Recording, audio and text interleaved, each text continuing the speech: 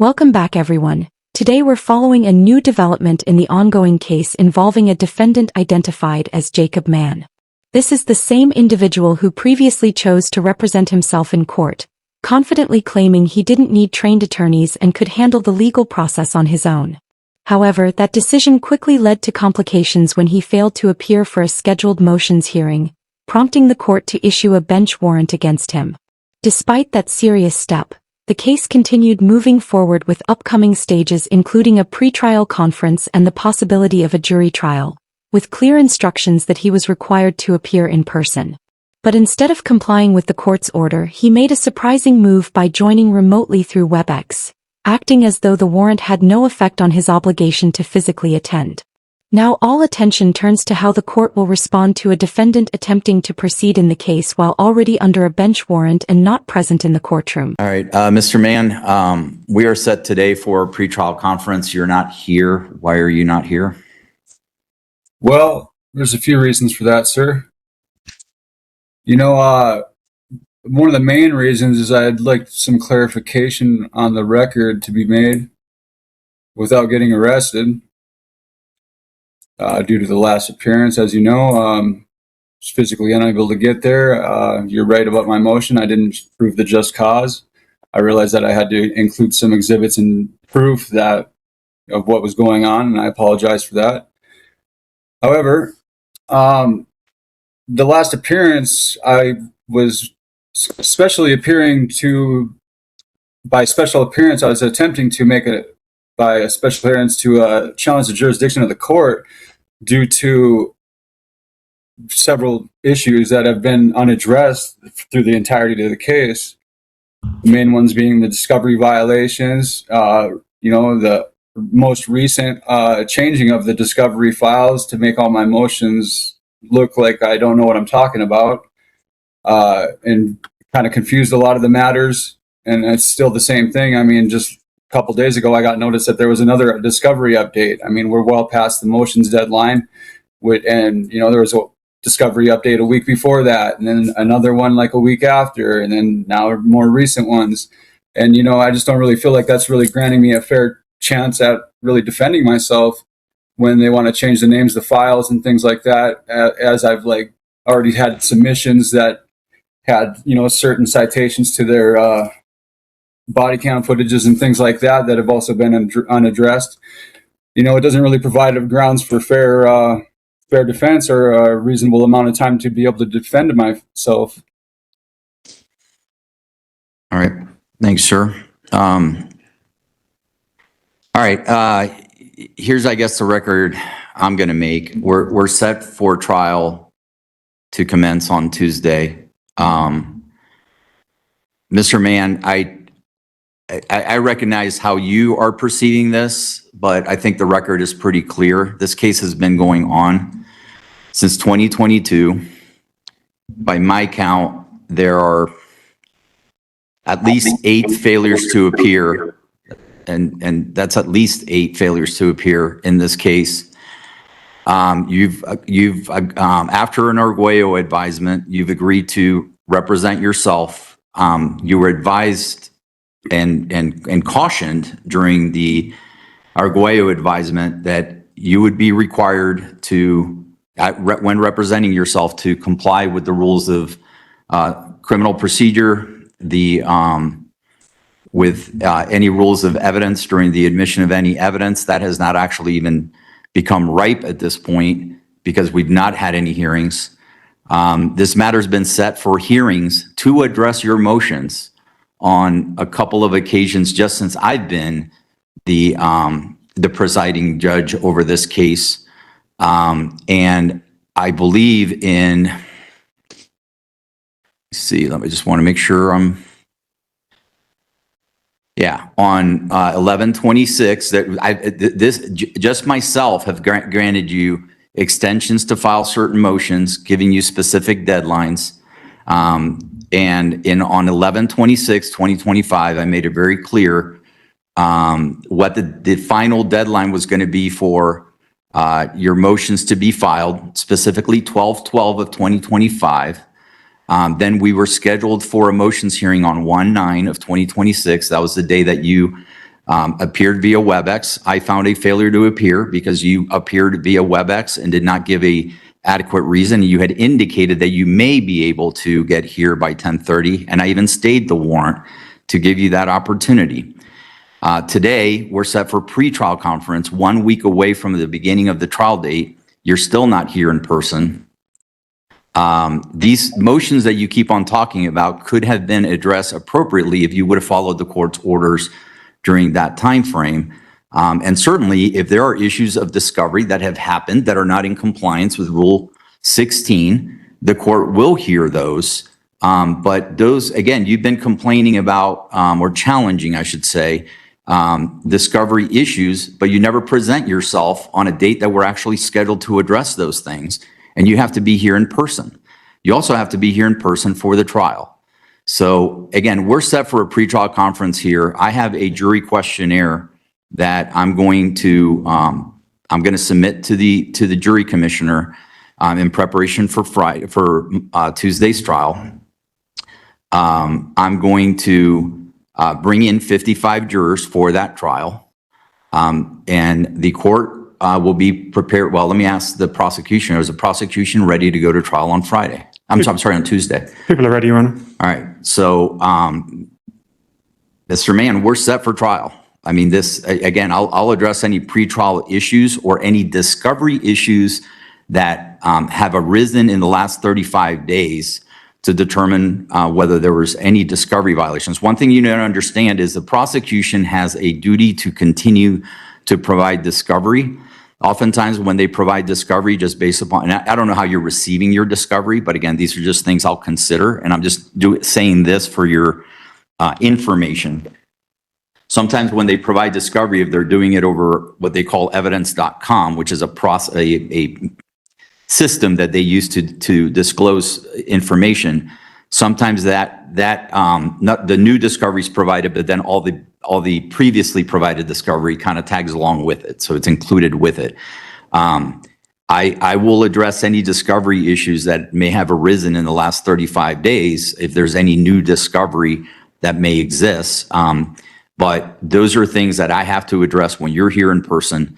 You're not here in person. I think I know you're aware that you have a warrant based upon the orders, the motions you filed and the last order I issued in this case. But we are set for trial on Tuesday. You have a right to a trial, and the court, and it looks like the prosecution are prepared to proceed on that date. I will provide you with every opportunity to defend yourself at that trial.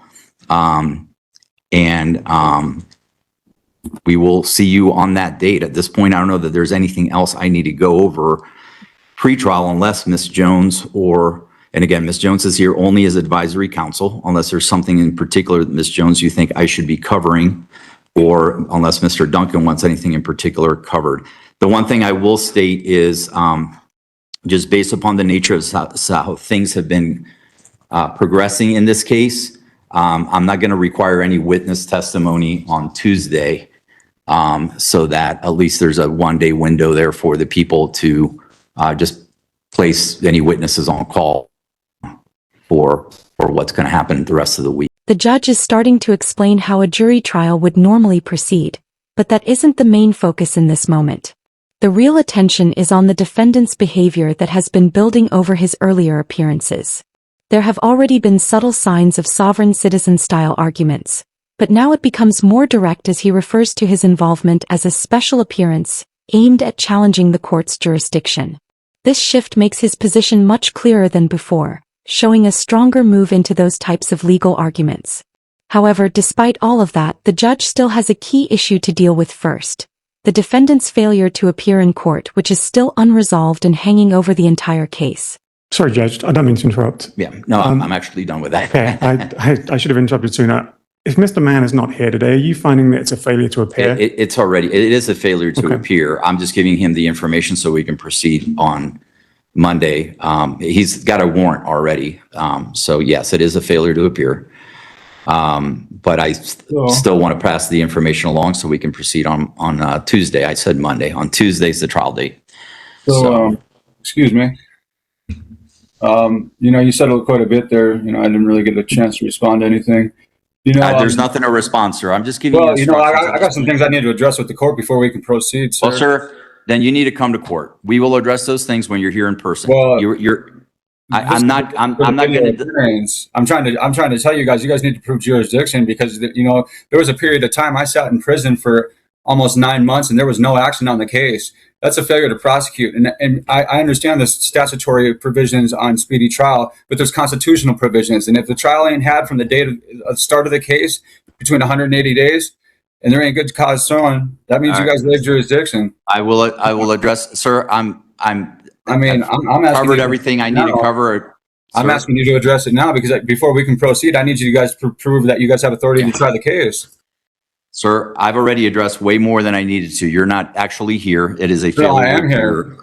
I am protecting your right to a fair trial. You waived my rights to all my motions. Without me even knowing it. I didn't give proper notice of that waiver of rights. You can't just be taking people's rights. The Constitution forbids that, and the Constitution trumps everything.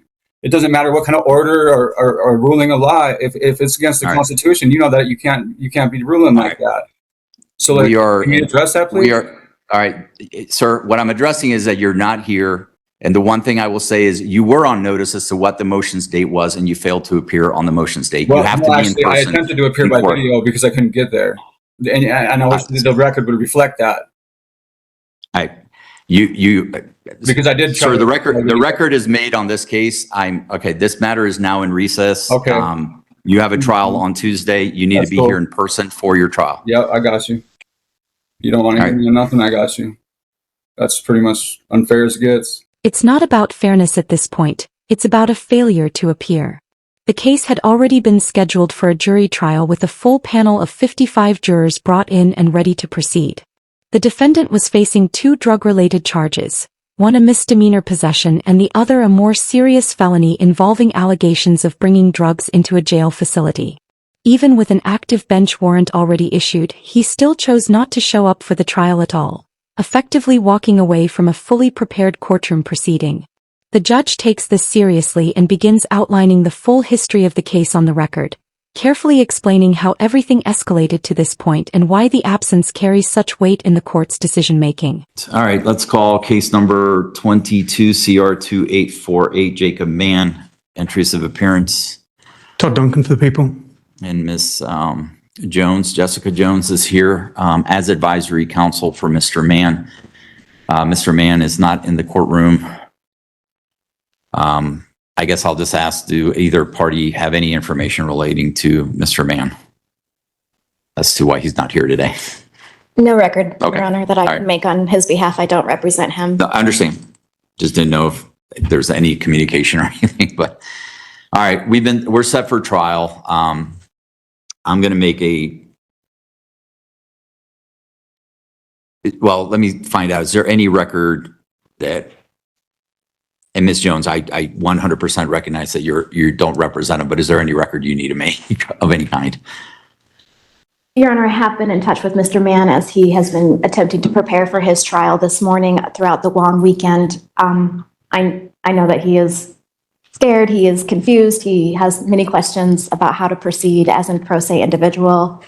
I did my best to try to assist him in that manner, but I don't represent him. No, it's fine. It's fine. I just, all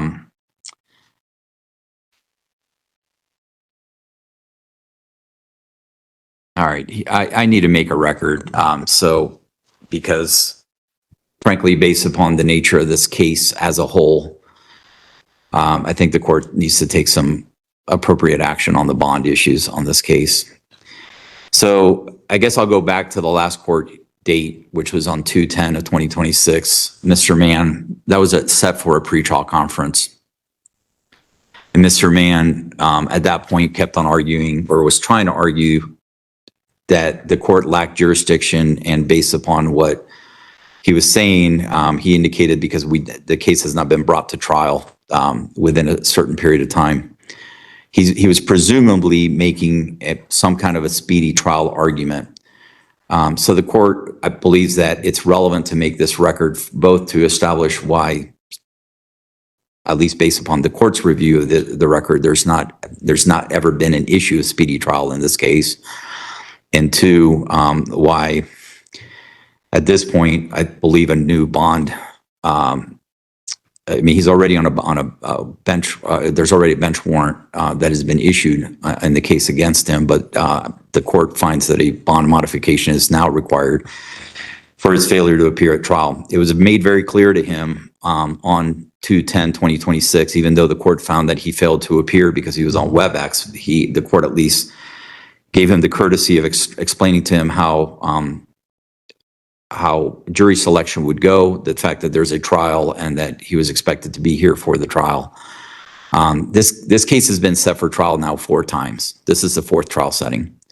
The first trial setting was continued, well, he pled not guilty back in 10/10 of 2024, so October 10 of 2024. And most of this is based upon the court's review of the record. That's when he pled not guilty. The trial was set for 9/25/2024. I'm sorry, I just confused the record here. I'm sorry. On 4/10/2024, he pled not guilty. Speedy trial was then 10/10/2024. And the trial was then set on 9/25/2024, so before the speedy trial date. There was a 35 days, an order from the court for the defendant to file motions 35 days prior to the motion setting date, which was set on 8/2/2024. That matter was continued at the defendant's request, and a second trial setting was then set. So the new speedy trial date on the second trial setting, which was set on 7/30/2024, then became 1/30/2025. That new trial date, I'm sorry, that was a new speedy trial date. The new speedy trial date was now 1/30/2025 with a new trial date of 11/13/2024, new motions date of 10/4/2024, and a pretrial conference date of 10/25/2024. The defendant failed to appear to the motions date, to the pretrial conference date, and the trial date for the second trial setting. The defendant then next appeared on February 28, 2025.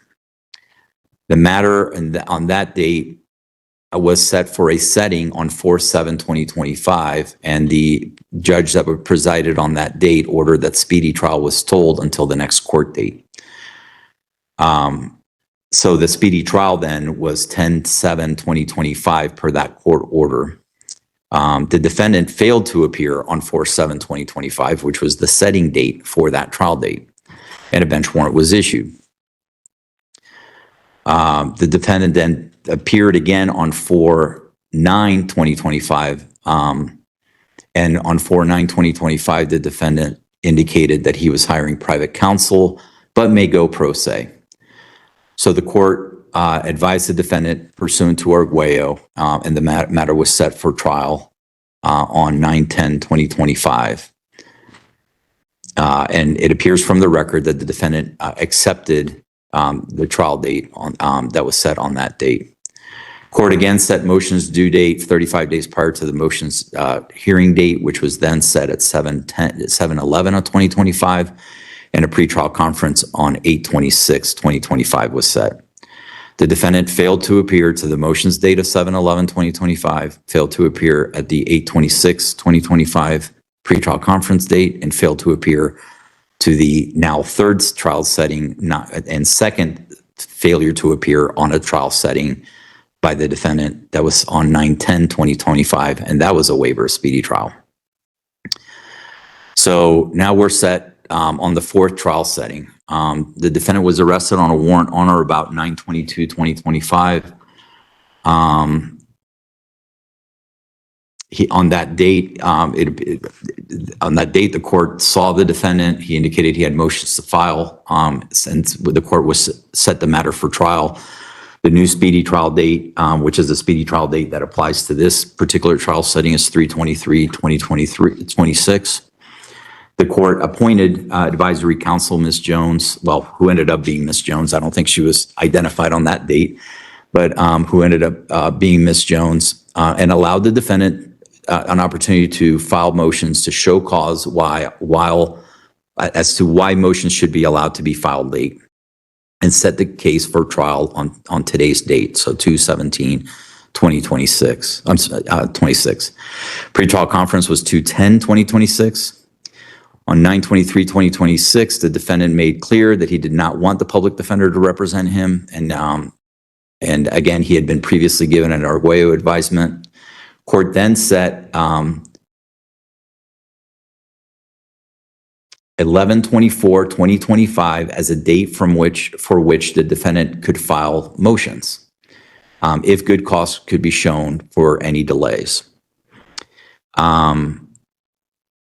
Court then set a status conference the day after those motions were due on 11/25/2025 to allow the defendant to basically have a status on where we were on motions.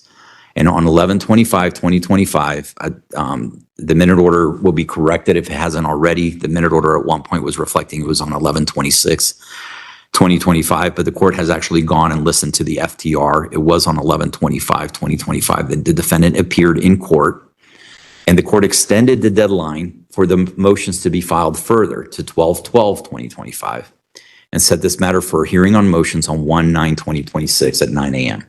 So on the trial setting here, he had the hearing on motions date of 1/9/2026 at 9 a.m. He had the 2/10/2026 date for the pretrial conference date, and then today's date for the trial. The defendant failed to appear at the hearing on motions. He appeared via WebEx, which the court indicated the court would not accept, and the court gave him about an hour and a half to get to court after he stated that he may be able to get here, and the defendant did not show on that date.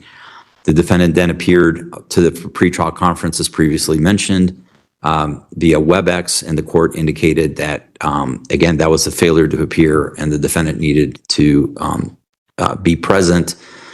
So the court deemed that to be a failure to appear. But again, the court at least used the opportunity to try to increase efficiencies on today's date if the defendant appeared for trial. And Ms. Jones specifically had asked that the court do this. The court did provide him with the procedures that the court uses for jury trial. So this case is now set for a fourth trial setting since the defendant first entered his not guilty plea. It's been continued once at the request of the defendant, and speedy trial was waived, and at all other times it's always been continued because the defendant has failed to appear to every single hearing after the first trial setting, to every single hearing that dealt with either a motions hearing, a pretrial conference, or the trial, including today.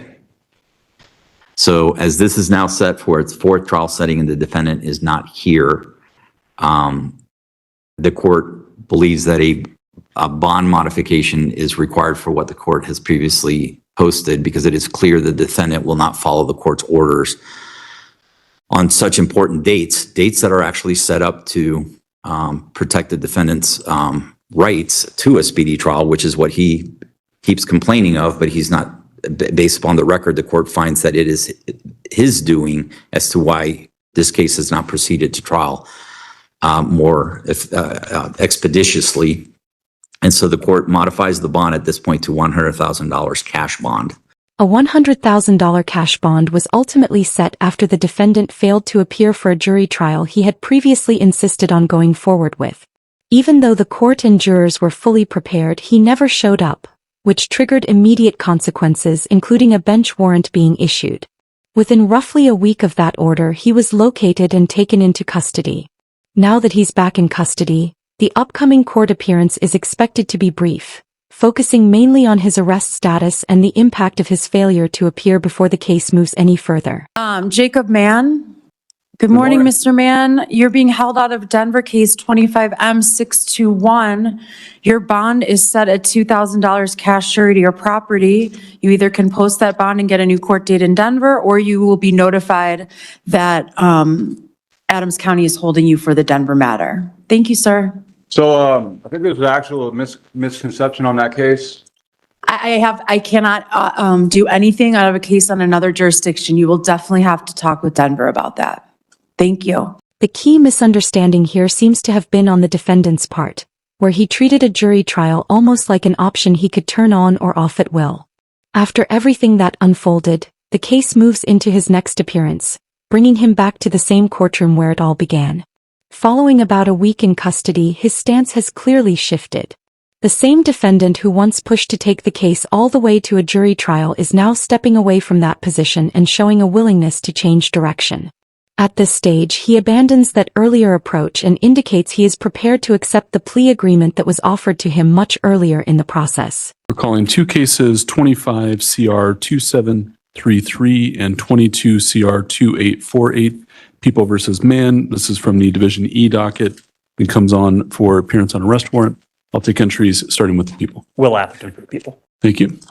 And Jessica Jones as advisory counsel for Mr. Mann, he is pro se. Okay, thank you, folks. This matter comes on for appearance on an arrest warrant as noted, following failure to appear for jury trial scheduled on February 18th. I'll note that the court found a waiver of speedy trial on that date. Speedy trial will begin to run again today. So for the record, speedy trial will be August 26th, absent any tolling or waivers. Mr. Atherton, how are you asking to proceed, sir? Your Honor, in speaking with Ms. Jones, and I understand Mr. Mann is pro se and she's serving as advisory counsel. I was going to ask the court if we could set this matter over until tomorrow. I know this court is covering for Division E tomorrow as well. I don't know what this court's docket is like, but the reason for that is Mr. Duncan is assigned to these cases. He has very intimate knowledge of the cases. He's been working on them for a long period of time. He's out today. It was, a surprise that Mr. Mann was on the docket today. I know he was recently arrested, so not too much of a surprise, but I do want to give Mr. Duncan the opportunity to handle anything on the case and be present for this if the court could accommodate and if that's what Mr. Mann would like to see as well. Okay. Mr. Mann, what would you like to do, sir? So, there was a deal put on the table, and everybody's aware of the deal in the case. So, if we could just simplify this matter and I could just bite on that deal today. It was a plea guilty to DM1 and a 22 CR 2848, and then a DF4 in the other case. And I'm prepared to take that deal right now. If we can just simplify everybody's time, and we can just go ahead and do immediate sentencing too. Okay. And so I can't get involved in plea negotiations, but Mr. Atherton, your position on that request? Sorry. And that's what I was kind of referring to. I don't want to get into too many details for that reason, Your Honor. Mr. Duncan previously made FRI records in the case, so that's what I want to give him the opportunity to figure out and be present for. Okay. So given that Mr. Duncan is not available this morning and the nature of the add-on this morning, I do find good cause to continue this to tomorrow. So we're not going to have significant delays, but it sounds like Mr. Atherton can't move forward on any prior plea offers. I'll leave that to the People and Mr. Mann and Ms. Jones to discuss, but we'll continue this to tomorrow for setting. Speedy trial will still be running, so you won't be losing any time on that speedy trial date. Go ahead, Mr. Mann. Did you have something else, sir? Yeah. One other thing is I'd like to address the bond, because there was an issue where, I don't know, to my understanding that this whole trial is going to be reset then, is that correct? Yes, there's not a resolution. Basically, they're going to start over from motions and all that. Is that what's going on, or what's the procedure on this? Well, I can't say for sure because, I'm not Judge Hernandez. I didn't preside over all of the hearings. If there are motions that need to be relitigated, we can set a new motion. So the issue I'd like to address is the bond. Basically, there was a deal where I had an outstanding warrant in another jurisdiction the day of motions hearing, and I tried to go get that handled before I came to the motions hearing. Well, there was a snowstorm that night, and I wasn't allowed to travel the next morning, made it so I was not able to handle either one of them. The judge basically issued that I had an hour to get to the courthouse the day of the snowstorm, and I tried to do that. I didn't make that either. So then they decided that I waived my right to motions hearing. Well, I put in a motion to quash that warrant, and I would like to basically say that, I'd like to readdress that with this court, because I showed good cause on why I couldn't make that 1 hour deadline. And I believe that basically I didn't run on this case. I didn't try to hide. I didn't do nothing. They found me right at my house. I didn't try to resist. I didn't do nothing. I told them they knew right where I was going to be, because I don't even hardly leave my house, because all I do was work on this case all day and night. So basically, I'd like to ask that bond be reinstated and the warrant quashed from that moment, so I could proceed from what happened before that. Basically, I think would be like a abuse of judicial discretion on part of the judge on not letting me quash that warrant, because that's the only reason why I missed the trial, is because they wouldn't let me just reinstate my bonds. They wanted to basically have me pay more money, which is basically a form of extortion, when they know that, like, basically it was just going to restore me back to where I would have been at before all this happened. Okay. So I'd like to ask for basically to restore the original bond of the, what was it, 30,000 cash surety, and basically have all the judgments since then vacated, voided. All right, thank you, Mr. Mann. So I'm going to take what you said into account. I'm not going to address bond today, That's okay. but we will continue to tomorrow. We'll address bond tomorrow morning as well, if there's not a resolution. One other thing, I think there was a request to reconsider Judge Hernandez's rulings concerning failure to appear motions. With regards to him finding a waiver of any sort of motions, I'm going to have to defer to Judge Hernandez on that. I'm not going to do that, but we can address bond tomorrow morning as well. Because I think they got me on a no bond right now. At least that's what the jail said. Okay, that is incorrect. So I do see bonds set on 22 CR 2848 at $100,000 cash only, and then on 25 CR 2733, bond is set at $20,000 cash or surety. So that's the current setting of bond. Okay. It's not a no bond hold. If you guys could update that with the jail, that'd be cool. What stands out here is the judge directly addressing the defendant's belief that he can control the process or step outside the court's authority. The court makes it clear that these arguments hold no legal weight and that jurisdiction remains fully intact regardless of how the defendant tries to frame his appearance. After a brief period in custody, he returns to court with a noticeably different attitude compared to his earlier confidence. What once appeared to be a challenge to the system has now shifted into a situation where the consequences are unavoidable. This final hearing becomes the key moment where he is offered one last chance to accept the plea agreement and resolve the case, while the court also prepares to determine the final outcome and sentencing based on the full history of the proceedings. And this is 25 CR 2733 and 22 CR 2848 on the Division E docket. This matter comes on for the hearing on bond or status. Mr. Duncan, I'll let you update the court in terms of where things stand. If you're aware, perhaps Mr. Mann can update us. I'm not sure what Mr. Mann is planning on doing today, Judge. I did provide advisory counsel, Ms. Jones, some paperwork in case he decided that he would like to resolve the cases by plea today. And so that's the information I have for the court right now. Okay. Mr. Mann? Yeah, I'd like to proceed with the plea agreements as stated by Mr. Duncan. And Mr. Mann, in the 22 CR case, looks like there's an agreement that you'll receive a sentence of 36 days in the Adams County Jail and receive 36 days of pre-sentence confinement credit without any additional incarceration there. Is that your understanding? Yeah, but I think the total is a little wrong, but I'm not sure that it matters at this point. Okay. I think functionally it sounds like the people won't be asking for any additional jail in closing this case. Is that your understanding? That's my understanding. Okay. Mr. Duncan, is that accurate? That's accurate. Okay. I'm willing to be bound by that agreement, but do understand that beyond that, any other terms and conditions still could be up to me. Yes, sir. Okay. And it looks like there's no sentencing concessions in the other case, so do you understand that the sentence in the other matter will be up to me? Yeah, I think so, yeah. Okay. If you're not sure about that. Yeah, that's right. That's Okay. right. All right. Yeah, sorry about that. That's all right. Just want to make sure we're all on the same page. Yeah, no, we are. Is anybody forcing you or putting pressure on you to make these pleas? No, sir. Are you under the influence of any drugs, alcohol, or medication affecting your ability to understand what's happening? No, I'm clear head. Okay.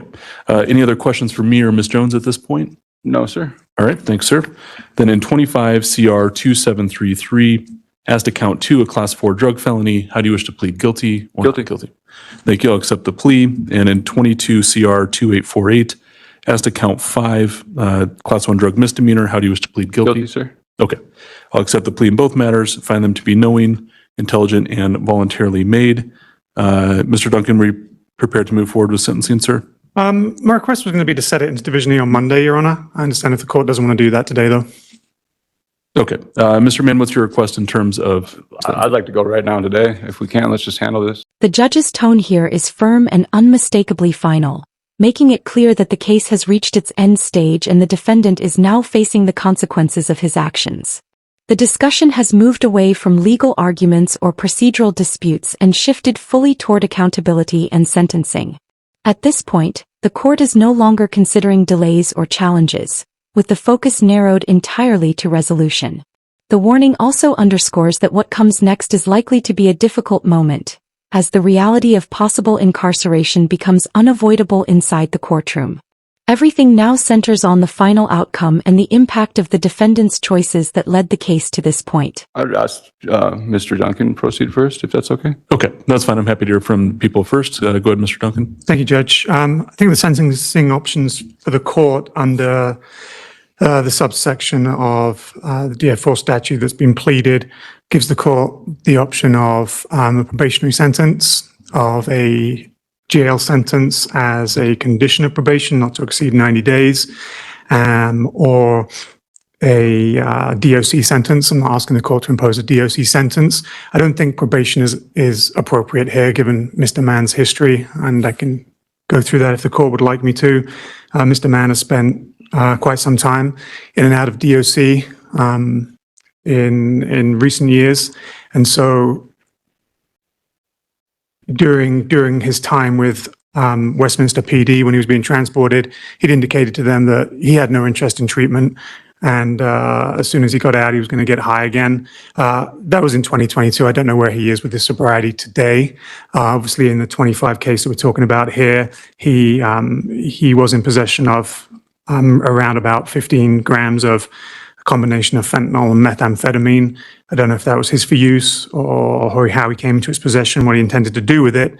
But I just don't think that Mr. Mann is going to be successful on probation. I don't think we want to set him up for that failure and have him back here again. And so I'm asking the court to impose a jail sentence as a sole condition of probation, and I'm asking the court to impose 90 days jail.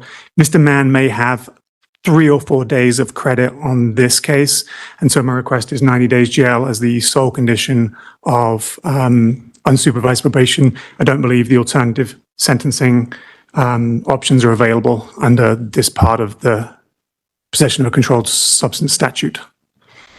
Thank you, Mr. Duncan.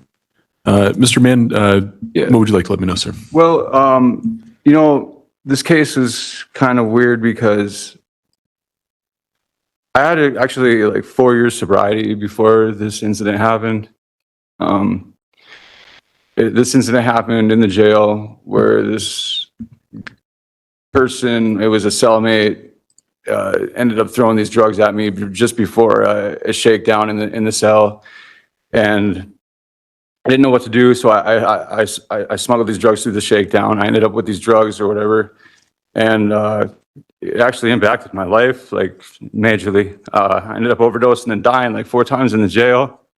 Like I said, I had 4 years sobriety before that. Like I was doing good. Like I was off parole. Like everything was good until I came back on this revocation for missing my trial and stuff. Brought back on the warrant. Sorry, I'm real emotional about this, but like everything was good, and this guy talked me into bringing these drugs to, trying to sneak these drugs through so I could get the bond money to get out. And like it wrecked my whole life, really. Like I almost died. Like I died like 4 times,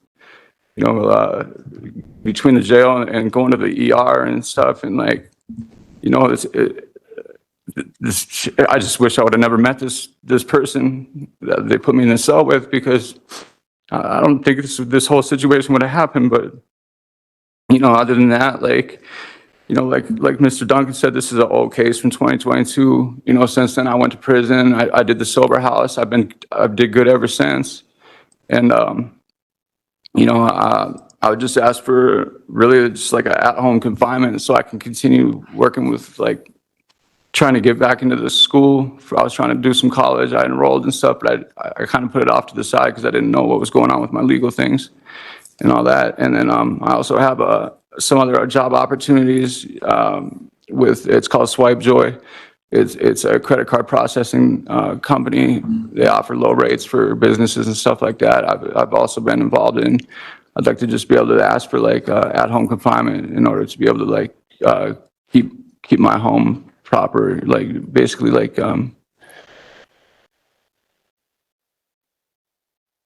I wasn't on these warrants and stuff. I didn't run. I didn't try to hide. I told the bondsman, like, if you guys need me to come in, just tell me when and where, because I've been trying to figure out how to get these warrants handled. It started when, like I said yesterday, with the Denver case. I ended up missing the Denver case, and I didn't know about it because I scheduled the wrong date in my calendar like a fool. And I got the notification for the court date through the text program. They do that. Well, I forget what it's called. They send you updates to your court dates through Colorado system. I can't remember what it's called though. Anyways, I missed the court date for Denver, and I couldn't get the consented surety for the Denver case until the day of the motions hearing in this 22 CR 2848 case. So I tried to handle them both the same morning. Like I said, there was a snowstorm, and I've been working with the bondsman. I've been keeping them updated with my info. I didn't try to run. I didn't try to take off the bracelet. I didn't do none of that. I told them exactly. They know where I was at because I hardly ever leave my house.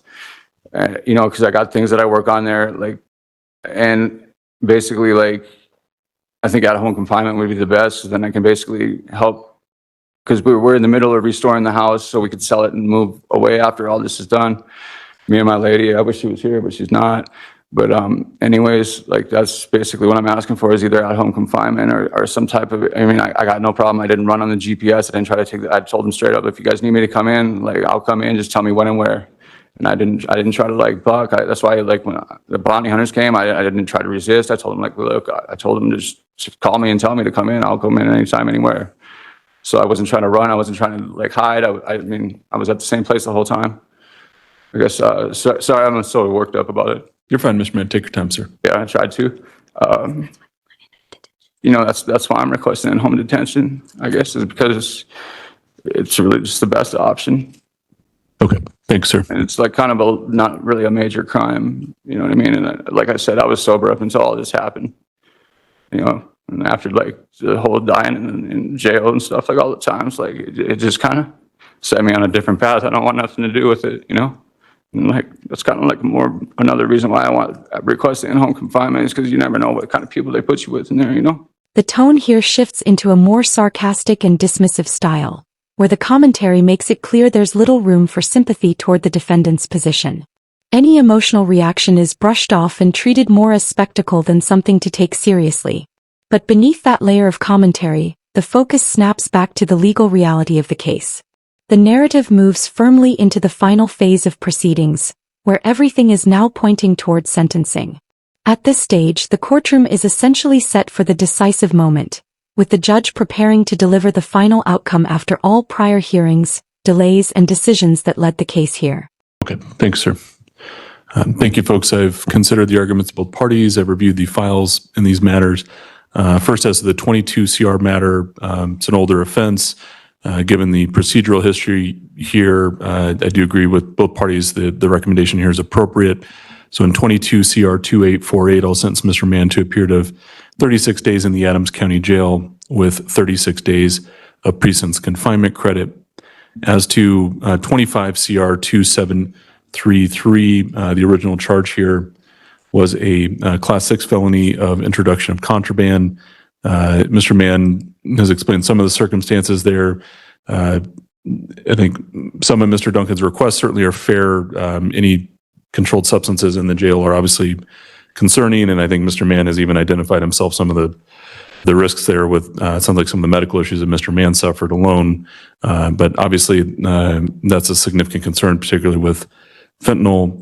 I do agree with Mr. Duncan. I don't see probation being a realistic option here, and I'm just not sure that Mr. Mann would be successful. The question is whether Department of Corrections is an appropriate sentence given the level of the charges and the nature of what occurred here. So I do find that some sanction is appropriate, but I don't find that Department of Corrections sentence would really benefit Mr. Mann in terms of treatment, and I'm not sure that it would help the community on the back end. I do think Mr. Mann has already suffered some consequences. I do think some additional sanction is appropriate, but I think simply some additional jail is appropriate. I have considered the in-home detention, Mr. Mann, but I just think given some of the concerns I've already noted, I don't think in-home detention is appropriate either. So I'm going to sentence Mr. Mann in 25 CR 2733 to a period of 60 days of unsupervised probation sole condition will be a 60-day sentence in the Adams County Jail. I have calculated 28 days of pre-sentence confinement credit from looking at September 26th to bonding October 15th, and then the recent incarceration from the 24th until today's date, so additional 3 days there. So I'll apply 28 days towards that sentence. So you'll still have some additional time, Mr. Mann, but then you'll be released and these matters will be closed. I will impose the drug offender surcharge as to both matters as well. I do find that Mr. Mann is currently indigent, and as to any court costs and fees, I do find that he may be unable to pay those in the reasonably foreseeable future, particularly given the drug offender surcharge. So I will waive any waivable costs and fees with the exception of victim compensation and VAST. So there will still be some court costs and fees to be responsible for on that, Mr. Mann. All right, thank you. Thanks, sir. Do you have any questions for me about the sentence there? No, I just got to do like, what, 50 days? I think about 32 days remaining, less any good time credit. All right, thank you. Thanks, sir. And those will run concurrent to each other. Mr. Duncan, anything further? Nothing further. Okay. All right. Mr. Thank you, Duncan. folks. Good luck, Mr. Mann. Thank you. The court ultimately delivers the sentence, applying time served to the misdemeanor charge and issuing a 2-month jail term for the felony, with credit for time already served reducing the remaining custody period.